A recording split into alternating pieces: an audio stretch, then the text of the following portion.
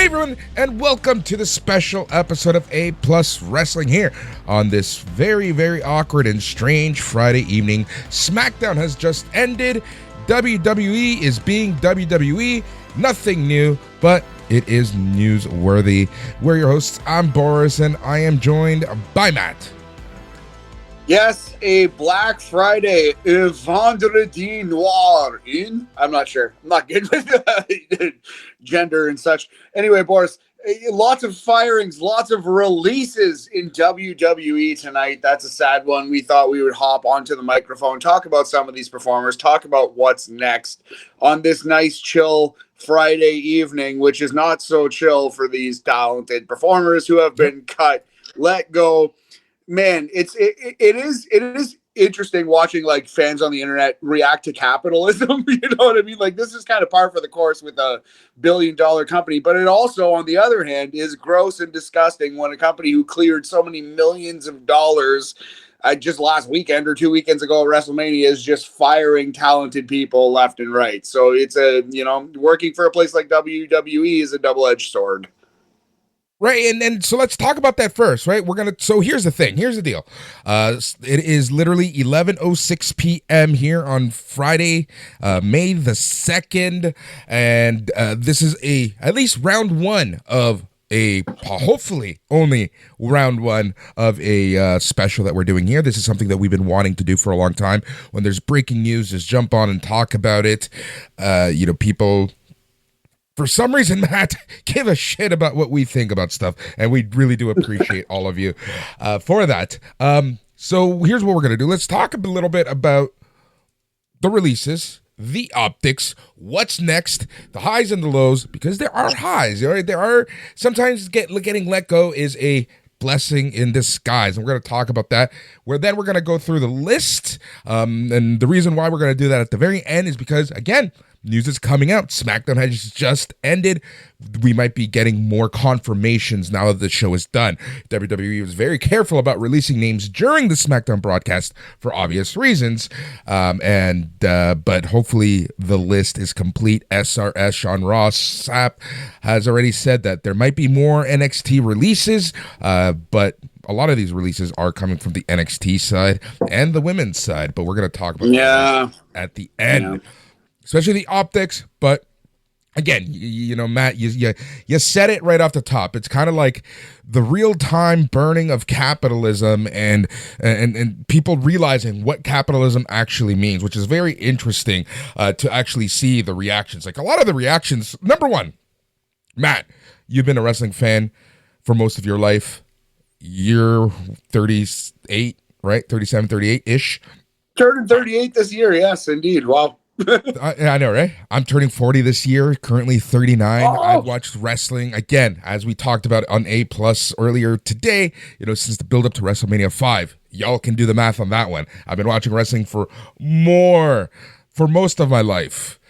All right, Matt, we know that every year that we have been fans of WWE, there are two release windows, typically one around the May timeframe or after WrestleMania, and then one sometime in the fall, right? Typically, that's how it goes. The pandemic year was just a shit show and there was a lot more, but typically speaking, WWE always does this. Seeing the reaction, sometimes it's interesting because I think sometimes it's like, okay, I get it. We do have a lot of new fans, and y'all haven't gone through this, but seeing some people that I know as a fact have been watching wrestling, or reported on wrestling, or had a podcast about wrestling, what have you. It is what it is. But being shocked that this is happening and somehow like saying that WWE is the worst company in the world, and WWE, this is a step that WrestleMania was the beginning of the end for WWE, and TKO is destroying WWE. Like, tranquilo, everyone. Again, all of this sucks. Anytime anyone loses a job, it fucking sucks. But you gotta put you gotta view stuff for what they really are, right? Yeah, basically, like the concept on a human level of saying it's not personal, it's just business is obviously disgusting and ridiculous, and that shouldn't exist in this world, but it does. And that's the way these fucking huge conglomerates run their business, man. Like WWE, like you said, does this almost every single year. So to act like this is Triple H is a bad person, or Paul Heyman is a bad person, or all the people, the CEOs of TKO are bad people, well, you might be right. But that's just kind of the way they operate. That's what it takes to be in this position, man. So it's like, yeah, like you got to realize that if you're watching WWE and you're cheering for WWE, you're cheering for the evil empire. This is the fucking Sith. It is. It always has been. It's the way it goes. They're ruthless. And I mean, like you said, now, if you're a wrestling fan and you connect with some of these performers, you don't need to panic. It's not necessarily the end of anyone's careers. A super young talent like a Cora Jade or a Gigi Dolan, this might be a blessing in disguise. There might be a great silver lining to this dark cloud. This could be the start of their career. You know what I mean? And then they come in with a WWE pedigree in 5 to 10 years somewhere else. Who knows what the future holds for all of these performers? But yeah, it is sad on a human level, like just thinking as two working class people, Boris, you and I, it sucks to see someone lose their job. Even if you dislike that person, it sucks to see. But like these are all performers that we had a soft spot for in our hearts, and it's really tragic, but it's par for the course for fucking WWE. This is the NFL. This is pro fucking sports. That's what it is. It's entertainment, baby. It's sports, baby. It's this weird mixture of sports and entertainment. And the unfortunate part, and again, I'm not trying to justify anything, gals and guys, dudes and dudettes. I'm not trying to justify WWE. Oftentimes I get blamed that, oh, you're a corporate schmuck. You're, this and that. Like, no, the reason why I relate to the corporate world because I am in the corporate world. I've been let go by big companies because of my job title and nothing else. Right? Like, I understand how these things work, and I'm not trying to justify anything. What I'm trying to do is explain a corporate shitty mindset and the way that these companies operate and why they may or may not do some of these decisions. That's the view that I try to bring on this. And Matt, again, breaking news, just as I expected, another name has been added to that list, and we'll talk about that one later. Now that SmackDown is done, the list seems to be growing. So, yeah, that's the thing. It's shitty. It is absolutely shitty. But like you said, sometimes having that WWE pedigree on your resume is huge, right? Now these guys and gals are going to be able to charge more for their indie appearances because they've worked in WWE. They've gone through the system. They've gone through NXT, right? Right now is probably the best time to be on the open market as a wrestler, as we know, with AEW, with TNA, which is, I'm going to talk about that in a whole second. With MLW and so many different options, right? Like, this is the best time to get paid if you're in the independent circuit. So having that pedigree of WWE under your belt is huge. Again, it sucks. It really does suck for some of these people, especially someone like a Cora Jade. This was her dream, right? I saw some comments. How Cora Jade was an idiot for going to WWE instead of staying in AEW, even though she was never really signed. She was just on Dark, but that's a whole other thing. That's the kind of fandom we don't want. Like, don't listen to this podcast. If you see our post about all the releases and you react it, don't come here anymore. We don't want you. Please leave. But that kind of cruelty and that mindless laughter at people who just lost their jobs and you should have done this, hit send on Reddit. You know what I mean? It's just like, why are you wasting your time? Why is that the way that you're choosing to live your life? Like, I don't know. Like, I feel like we toe that line. Sometimes we can be critical, but at the same time, we are cheering for these people to find new work, to continue to progress in the wrestling business, and hopefully for Gigi Dolan, for a Cora Jade, for a Riley Osborne, who is a young, talented performer. This is the start of something and not the end of something. But yeah, as a fan, you just hope that these people continue to grow. Adam Sandler and Chris Farley and all those guys got fucking fired from Saturday Night Live. It worked out pretty well for Adam fucking Sandler. You know what I mean? Like, you can still make a career of this. You can still make a go of it. And just to laugh at these people for being fired is disgusting. If that's your attitude, please turn off this podcast and throw your phone into the river. But download the past episodes, and then you can unsubscribe and not listen to And it. 5 stars and like and subscribe, of course. But that's the thing, Matt. Like, it's wrestling. Never say never. How many times have people left and just come back? Like, you just don't know what's going to happen. So many more doors are now open to certain people, right? The reality is that some people might just not fit in the factory that is WWE. We don't know. We're not there every day. We don't know what's going on in the back. We don't know the way that talent is being assessed and how, WWE and TKO assess their talent. We have zero insight into any of this. All we know is that a human has been let go of their contract, and if you are a full-time WWE employee, or not WWE employee, contracted WWE wrestler on the main roster, you got 90 days pay. If you're on NXT, you've got the 30 days pay, and then you're able to take bookings again. Again, never say never in pro wrestling. I can see a lot of these names coming back, especially the ones from NXT, but again, so many more doors are open now, and the possibilities are endless, including, like I said, TNA.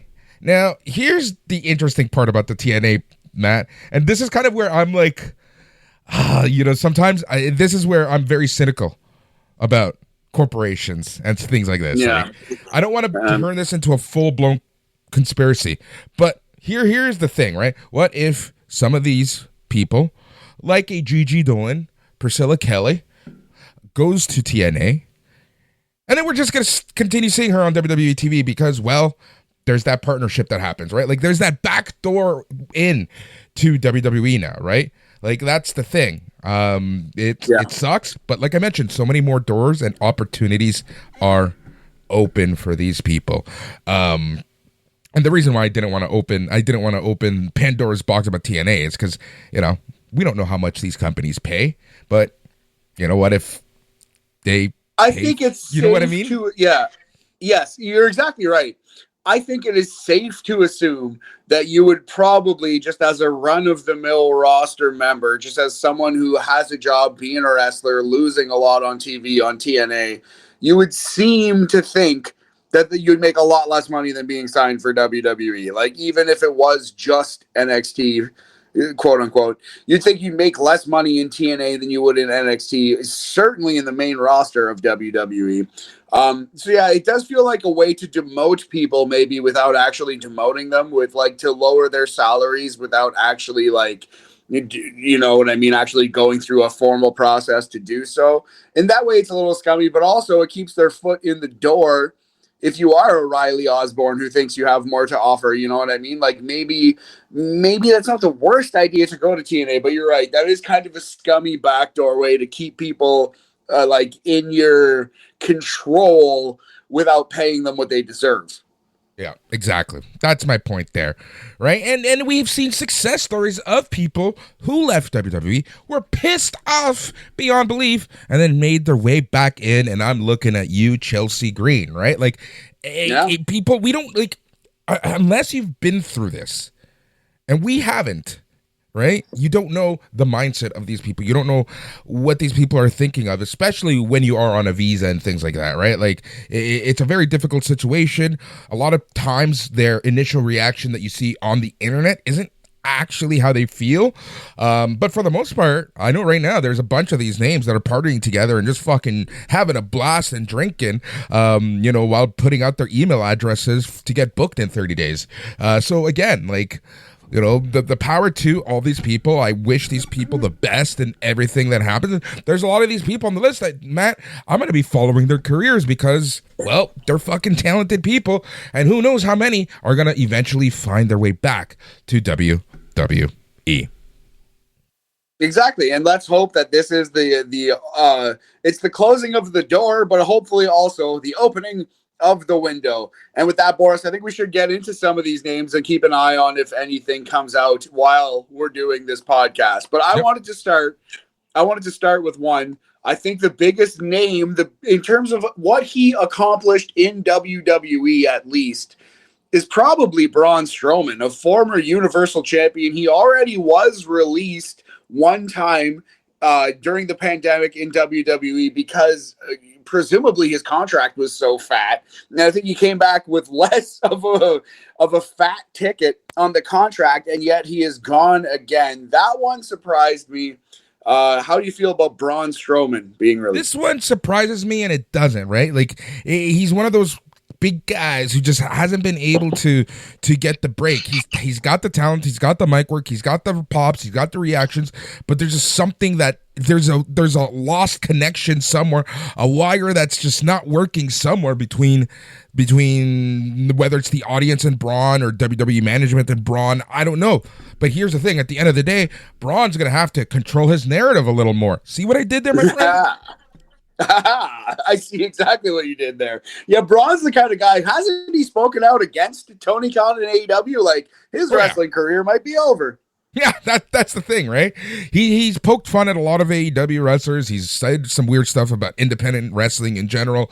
Like, again, I'm shocked and I'm not shocked about Braun Strowman, to be honest. Like, I'm shocked in the sense that he had a good program with Jacob Fatu. He had a good program with a couple others recently, but there's just something about Braun Strowman that it never fully clicks. Right? Never fully clicked. And he was way more of a Vince McMahon guy than a Triple H guy. But it's the whole like corporate side versus human side. So like on the human side of this is a performer who has won the Universal title, which I guess is the secondary-ish title. It's kind of now tied into the WWE title, but he's a world champion in WWE.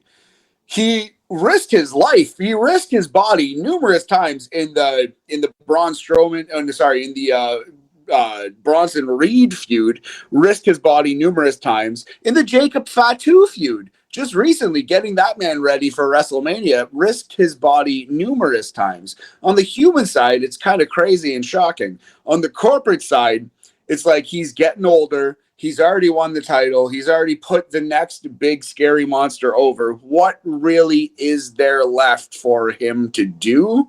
So just because I thought they brought him back, that kind of means they were rectifying the mistake that they made by firing him in the first place. I kind of thought he would be the kind of guy who would be in WWE forever. So just because of that, it is shocking, but it's not like they were doing a whole lot with him. Yeah, and that's the unfortunate thing with a lot of these names, including the one that shocked me the most, and that's Dakota Kai. Similar to Braun Strowman, This is the second time that she has been released. Very much a Triple H gal. And recently, right, as of recently, she had a great run for the IC title. She's been doing a lot with Damage Control, but unfortunately, she's been hampered with injuries, right? Whether it be her knees or concussions or something. That's always kind of anytime she takes a couple steps forward, she takes many more steps back because of an injury. But Dakota Kai is the name that actually surprised me the most from the main roster. I agree with that. She was wrestling for the Intercontinental title and getting a pretty good push not long ago at all. She was with Bayley and Io Sky. In their whole thing, the Damage control stable, she was looking pretty good as a part of that. And it's like you said, she is a little bit of a Band-Aid. She does get hurt quite often, and I think that was probably the leading factor if I had to guess as to why she would be released. But I think she's got a future in this business if she wants it, in the wrestling business. Like, she has a visible charisma. She has a look to her that people gravitate towards, male and female. I've had friends of mine say, "Who's that? That's the most beautiful girl I've ever seen." And like, she is a fucking pretty good wrestler, has a very unique approach to wrestling and a very unique moveset, is an easy baby face to get behind. And like you said, throughout her entire career, Triple H and Shawn Michaels in NXT have really treated her with respect and really loved her. So if not Braun Strowman, that was probably the most shocking release. Did not see Dakota Kai coming at all. Yep. Agreed 100%. All right, let us go talk some other main roster people. Shayna Baszler is a name that surprises me in the sense that she was a Triple H gal, at least in the black and gold NXT brand. She was very dominant. She was a killer. She was an assassin. She was booked so strong. Her run in the main roster started off very strong, but essentially after WrestleMania, after she dominated in the Elimination Chamber a few years ago, that was it. Kind of floundering around with tag teams, most recently with Sonya Deville, who's also been released, and Zoe Stark, who's still there for now. But yeah, Shayna Baszler's gone. Some people might attribute this to some of the controversy that she's been causing. She's been a little more outspoken as of the past few months, especially as it relates to Jade Cargill and some of the backroom issues that's been happening with her. So thoughts on Shayna Baszler? Yeah, someone who is that talented. She's a great wrestler who's had great matches, a legit badass MMA fighter. It's crazy how ruthless the wrestling business is. They couldn't find a spot for her. But like you said, I do wonder if this one specifically is because she has been outspoken online about certain other talents. And I guess that wasn't going to work because now she's fired. And it sure seems like just because of the timing of it all, that played a factor. So extenuating circumstances might be part of this in Shayna Baszler's overall, decision to let her go. But yeah, in terms of pure talent, she's someone who still has a lot to give to the wrestling business. She could, for example, just off the top of my head, waltz into the Death Riders storyline and be a main event player in AEW instantly. You know what I mean? She could be the Marina Shafir who actually fucking wrestles. Yeah, exactly. She also put out a tweet that said, "No one can offer what I have to offer. Reality. Let the galaxy burn." Let the galaxy burn. Yeah, let's. So that means Shayna Baszler versus Hologram, Double or Nothing, confirmed. There we go. All right, some more main roster wrestlers, and these ones surprised me, not so much because they were doing much, not so much because they were popular, but mainly because they were an actual tag team in the floundering women's tag team division. That's Katana Chance and Kaden Carter. Katana Chance, formerly known as Casey Catanzaro, which I believe is her real name, she fucking won American Ninja Warrior, didn't she? Like, she's a real athlete. She does crazy things in the ring. The fact that they couldn't figure out something to do for her, and Kaden Carter is like low-key, kind of like TikTok famous. She's got the social media aspect of promoting yourself pretty down as a wrestler, and I would think that's a young, vibrant tag team. They worked really hard on becoming a tag team, developing moves, and they kind of remind me of like a poor man's Murder City Machine Guns, the Motor City Machine Guns, Alex Shelley and Chris Sabin. They have vibes of that team as their own team. I'm surprised by this one. This is just roster bloat. This is just, we have too many mouths to feed, I feel like. But the fact that they couldn't figure out how to market Casey Catanzaro really shocks me. There's a world where she's the fucking female Sin Cara. She's the Sin Cara that they always wanted. That could be Casey. It literally could. She is that much of a good athlete, and she's cute girl. She can wrestle, like, to some extent. She's better than a lot of the people who have been released on this page. Like, I'm surprised at this one big time. I think they have a lot to offer any company. This is a tandem that, though AEW is arguably more bloated than WWE, if I'm Tony Khan and I can only hire a few people from this, if I can only hire 2 people, it might be these 2, honestly. Yep. Exactly. Put a pin on that. That's going to be the closing question. All right, let us jump to NXT. NXT saw some releases as well. We're going to start with Meta 4. Dude, listen to this. So Jakara Jackson was released earlier today. Then in the past half an hour or so, Oro Mensah has been released, and Javier Bernal has been released. Oh, big body Javi has been released. That doesn't bode well for Tatum Paxley because her tag team partner and her boyfriend, possibly husband now, have both been released for Tatum Paxley. That could be getting tight around the collar. Okay, so Oro Mensah and Jakara Jackson, when they broke up, Metaphor recently on WWE TV, I was like, uh-oh, that might be the end for them. You said it. And we didn't know Black Friday was coming, but I still kind of felt like, oh no, these 2 performers might be getting released. It's just a matter of Noam Dar was the leader of that group, and Lash Legend is like a former WNBA player. She actually has the all-time record for rebounds in the history of the Women's March Madness NCAA tournament. You can look that up. That's an actual real fact. And she's like a real athlete who they've put a lot of money and time behind and who has improved greatly. They're not going to fire Lash Legend. Jakara and Oro Mensah were kind of the filler, for lack of a better term, in that group. And when they broke that group up, it was very, very scary. It was like when they broke up Otis and Tucker, and Otis had a role, and it was like, well, what will become of young Tucker, Boris? Yep, exactly. That's exactly it. But yeah, there you go. Jakar Jackson and Oro Mensah are both gone. Javier Bernal, who we haven't seen on NXT TV in eon. Honestly, I thought he was already released. I'll be 100% honest. Sad. But yeah, he's the Latino Bam Margera. Boris, your boy, big body Javi. Pour one out for him. He could go beat up his dad somewhere in Latin America. All right. Gallus, Joe, and Mark Coffey, along with Wolfgang, are all gone. The last appearance in NXT TV was in December when they did not beat Fraxium for the NXT championships. Yes. So with the Gallus boys, they were wrestling in Evolve of most recent vintage. So this one also, it's sad because I like the Gallus boys, but this one doesn't surprise me. It did not seem like they were ever going to go to the main roster. Seemed like Shawn Michaels and Triple H saw what they can do. They said, thank you very much for your hard work. And I'm surprised they lasted this long. I hope that doesn't sound mean, but it's just like not in terms of their talent level, but in terms of how Triple H and Shawn Michaels obviously, exactly. Great word for it, buddy. Great word for it. In terms of how they were obviously perceived, this was kind of the most expected release on the list. Also, this one surprised me a little bit just because as of recently he had he had a match with Trick Williams at Vengeance Day. He's had a long feud with Trick Williams and Ethan Page, and that's Eddie Thorpe. Yes, formerly Carl Fredericks, right? Of New Japan Pro Wrestling. Yep. He is somebody who came in with like kind of a little bit of hype and he just never clicked. They changed his character 3 or 4 times.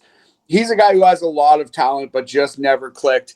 And I wonder if one or both of he or Dakota, who are item, I think they're currently dating. I wonder if their releases have something to do with each other. It's weird how they often release people in couples. They'll release both halves of the couple, which is why we're sitting here waiting for Tatum Paxley news, unfortunately.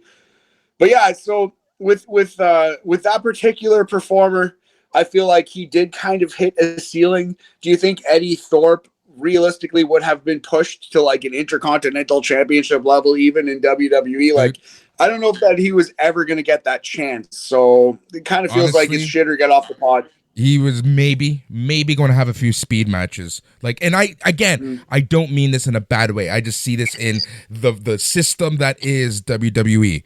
I think he's so much more talented than that.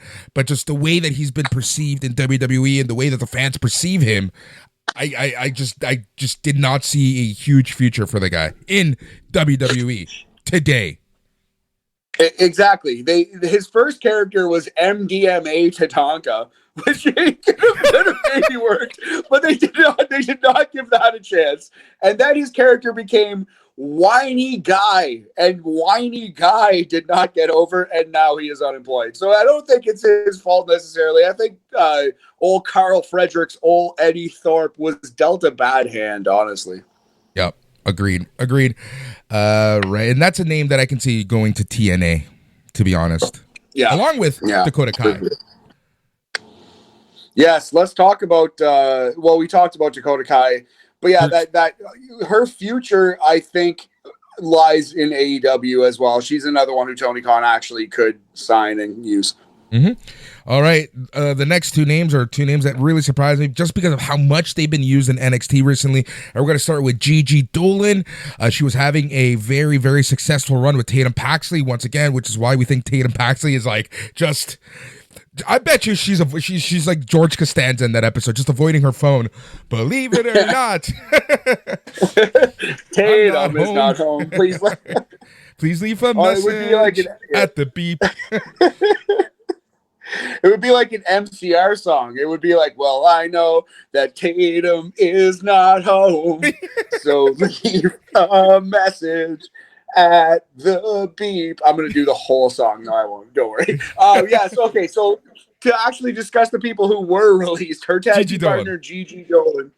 As many heels have pointed out, her Instagram famous ass. I think Gigi, her boyfriend works for TNA. She could go to TNA easy. She could be someone who should not give up on her WWE dream.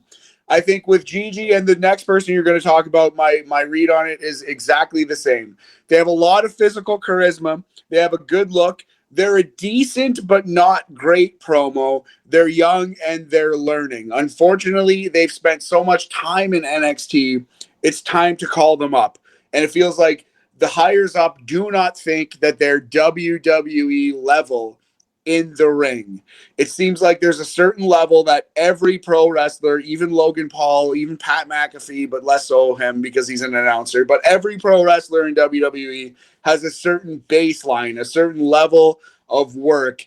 And it feels like maybe they don't think Gigi Dolan is a good enough pure wrestler to be on WWE TV. And I would say the same thing about the next performer you're going to name, Boris. Yep. So right before we get there, Gigi Dolan again. She's been appearing on TNA quite a bit. She was at Rebellion.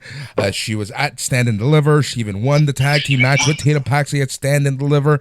Faced Liv Morgan and Raquel Rodriguez last week. So this one does surprise me a little bit, but I do think that her and the next name, Cora Jade, are going to come back in some shape or form. Cora Jade is the one that surprised me the absolute most from the NXT side. And yeah, man, here's the thing. When they silently broke up her and Roxanne Perez at Stand and Deliver, I was a little iffy. But when Julia and Roxanne Perez showed up on Raw together, I'm like, oh, shit. Oh, and shit. No Cora. Yeah. No Cora, no bad little sister, as Booker T has called her. Yeah, Cora, my read on her is the exact same as I just said about Gigi, down to like what they have to offer in wrestling, like a lot of physical charisma, decent but not great promo, but pretty good in figuring out that portion a lot quicker than they were figuring out the in-ring portion. And it's just time to either say you're going up to the main roster and you're a WWE wrestler, or we gotta let you go. And I just don't think either of those people in the eyes of the higher ups are quite at the level in ring that you need to be on friggin' Netflix every single week. But as you said about Gigi and as you just said about Cora, they're both coming back. I truly believe that if they both stick with pro wrestling, if they both want to be pro wrestlers and work full time to stay there, they will both be back in WWE. I really do believe that. Yep. All right, let us go through the names yet again. This is the full list as of 11:38 p.m. on Friday, May 2nd. Shayna Baszler, Dakota Kai, Braun Strowman, Kaden Carter, Katana Chance, Gigi Dolan, Eddie Thorpe, Javier Bernal, Oro Mensa, Wolfgang, Mark Coffey, Joe Coffey, Cora Jade, and Riley Osborne. Yes, Riley Osborne is a guy we saw a little bit of Riley Osborne in WWE NXT UK, Boris, which was our favorite television show every week back in the old shop. We used to love watching that show.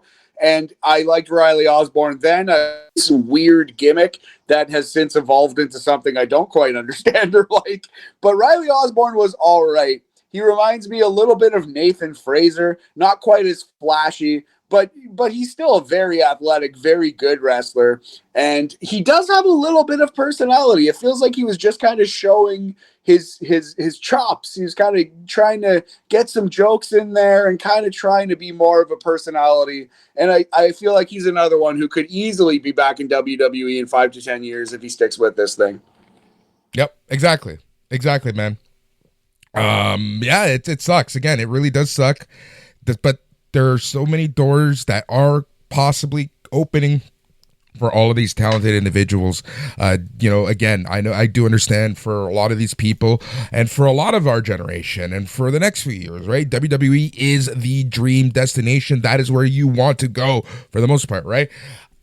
Some of them might be back. Some of them might find graces and more money somewhere else. We don't know.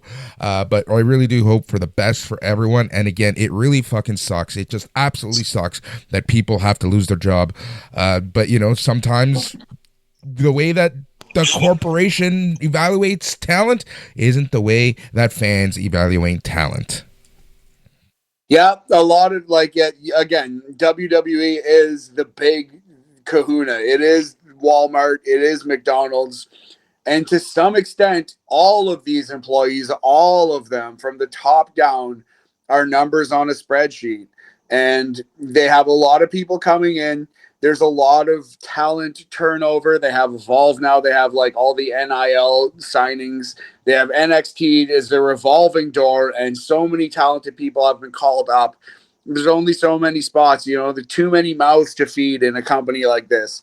So yeah, we hope for the Cora Jades and the Gigi Dolans and the Riley Osborns that they have a long storied career, and this is a blip in the radar. This is something on their YouTube video. It's probably not going to be a DVD. Something on the hologram in 2050 that beams into people's heads, and it's just a funny blip in the radar, and it's proof that they did do the right thing by coming into the wrestling business. I feel bad for the older performers like Gallus, like Braun Strowman, who might be done here.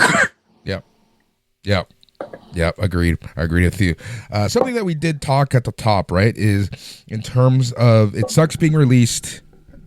At least, again, we don't know what these packages look like. They get a package. Is it better to be released the way that WWE does things, or to sit at catering to live out the contract the way AEW does it? That's such an interesting question, man. And I truly think that varies from person to person. Some people want to be out on the free market, and some people want every gig. They want to scratch and claw and work in front of 20 people at fucking Super Kicked or whatever the fuck it is, and scratch and eke out a living and try to get better at their craft. Some people are artists and they just want to be let loose on that canvas. And some people want to be EJ Udoka, or what's his name again from EJ AEW, EJ Udoka, who was just released from AEW after doing almost nothing for numerous years. Huge kid, tons of potential, never really was given a chance to get his foot in the door, but did get a full a free ride, you might say, like a full paid contract to sit at home for a lot of it. And that would be good for a lot of people as well. You know, I think it's a case-by-case basis. Personally, if it's my life's work, you know what I mean? Like if I've grown up wanting to be a wrestler, I just want to go be a wrestler. So I think I would be okay like working with Smash Wrestling and Super Kicked and friggin' Lucha Demand and all these local promotions, try to work my way back up to a GCW, whatever, and just I don't know. It's tough to say. Some people are in this for the love of the game because they were born wanting to be a wrestler and they have to do it. And some people got into the business because they look a certain way and were told a certain thing by a certain person. You know what I mean? It really is a case-by-case basis, but that's a very interesting question. What would you prefer? Honestly, myself, I would rather the WWE way because you only have so many years. Your body can only take so long. You can only wrestle for so long. Yes, it is extending. Yes, these performers, these incredible athletes are finding ways to extend life of their careers, but you still have a stopwatch on it, right? Like you don't have all the time in the world. So for a lot of these, that passion is to be in the ring, is to wrestle. If I were to get into the game, that's what it would be for. So I would rather get out there and wrestle as opposed to possibly lose some steam like EJ Udoka. Like, you know, that's a really huge one, right? Like I forgot he even existed, but 2023, he was one of the hottest free agents leaving MLW. Yeah, exactly. And then you're literally put on ice, like you're just forgotten about and ignored, and you're a toy put in the back of the closet, never to be seen again. And that's kind of shitty too. But maybe all you care about is the paycheck, and at which case, that's the greatest thing that could possibly happen to you. You know what I mean? But yeah, I feel like we're kind of We're going in circles. Cut from a similar cloth on that. That's why we're still doing this podcast, Boris. You can't fucking keep us down. And a lot of people are wired that way. You know what I mean? Like, regardless of what financial shit happens or whatever else, they're going to keep doing it for the love of the game. And yeah, I feel like they released some people here who we will see for many, many years in the professional wrestling business. Absolutely, absolutely. There you go. That's a question that I may or may not post on the group. I'm afraid what's going to happen, but we might post that. We're going to talk about it next week on A Plus Wrestling, as we probably, hopefully, don't have to do another one of these episodes. But again, you never know exactly. Remember, WWE tells the talent first, and then news starts trickling out. So we'll see who's avoiding their phones tonight. And here's the other thing, Matt. One last thing. Okay. We also don't know if there are wrestlers who are close to the end of their contract that won't be renewed. Yes, of course. And you would think with the time on the calendar, you know what I mean? Like around the start of the year, the actual year, which was January. I'm not sure if you know, breaking news, January 1st, start of year. But if it's not the start of the year, the start of the new fiscal year around WrestleMania time is usually a time where they would, set contracts to start and or end. And a lot of people have come in recently, Ray Phoenix, Penta, all these guys from AEW, Mariah May probably coming, not to mention the people that they get from NXT and NIL and this and that. So, yes, I do think we will see not necessarily releases, but like contracts expiring. Probably that happens too. And who knows exactly where, like it lies with a Dakota Kai. Maybe she is just someone who's not gotten renewed, or a Braun Strowman, and they just use the word release. We're not backstage. We don't know. We're not reading these fucking people's contracts. That's my whole point, right? We don't know. We don't know at the end of the day what the factors were. The unfortunate part is that these people lost their job. Like we've been saying so many times throughout the show, one door is closed, but so many doors are possibly open, and we wish the best of luck to everyone that we've talked about on this special show. Matt, I think this is a perfect way to cap the show, to put a little ribbon on it, and to get the fuck to bed, or whatever it is that you do on a Friday evening. I'm surprised both of us are sober, to be honest. But that is that. Thank you to everyone for listening. Again, so appreciative of all of the comments. Matt, do you want to talk real quick?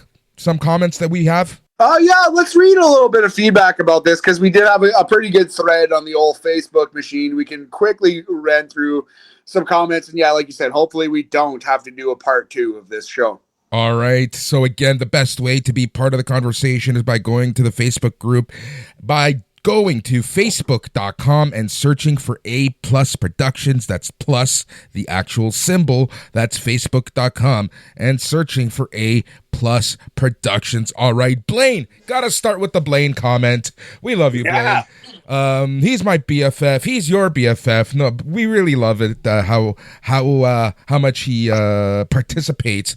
And this is what he had to say about the releases tonight.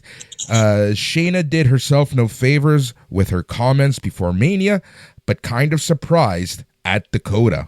I agree 100% at that one, honestly. With Triple H seemed to absolutely love her entire career, and it just so out of nowhere. But it's not the first time she was released. She was not a Vince McMahon girl. Boy, it seemed like she was a Paul Levesque girl. So that one is confusing, and I hope it's got nothing to do with Eddie Thorpe, although that's dumb speculation. I shouldn't have even said that.